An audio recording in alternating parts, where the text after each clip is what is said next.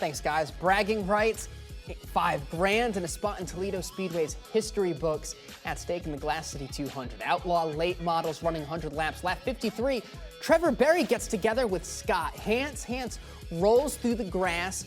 Caution out. No damage to Berry in the 16, and that's important because Berry would wind up being the man to beat. An upset winner in the track's crown jewel. Trevor Berry holds off the favorites to take the 34th running of the Glass City 200. You can catch full coverage of the races Monday night at 8 on BCSN2, including the CRA Super Series. Tim Clagg and CJ Perry take us on a hot lap.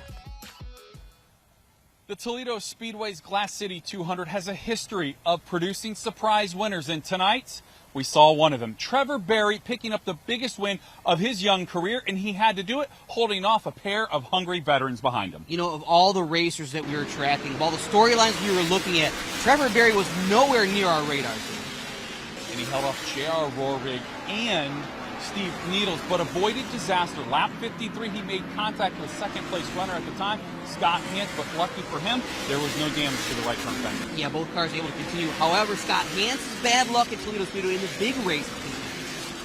The two youngest drivers in the field for the CRA Super Series race, combined age of 32, they were the show tonight. Jesse Love dominated the race for the majority of the 100-lap event, but William Salawich with a bump and run with 23 laps to go to earn his second straight CRA Super Series victory. On lap 77, could not have been more textbook in the bump and run. We were wondering, how was he going to do it? Was he going to wait for lap traffic? Was he going to wait for lap 80, 85, somewhere in there? No, lap 77, he got the job. This young driver has won 8 races this season. Have to believe he's the favorite for the 2 biggest races of the season in the country, the Winchester 400 next month, and then down in Pensacola in December at 5.5 Speedway. And what an impressive young man. I mean, we talked to him before the race, got things started, great head on his shoulders. I predict big things for his future. Keep an eye. William Salawich, 15 years old. He's the future of racing around the United States. That concludes our coverage tonight and the 2022 season here on BCSN.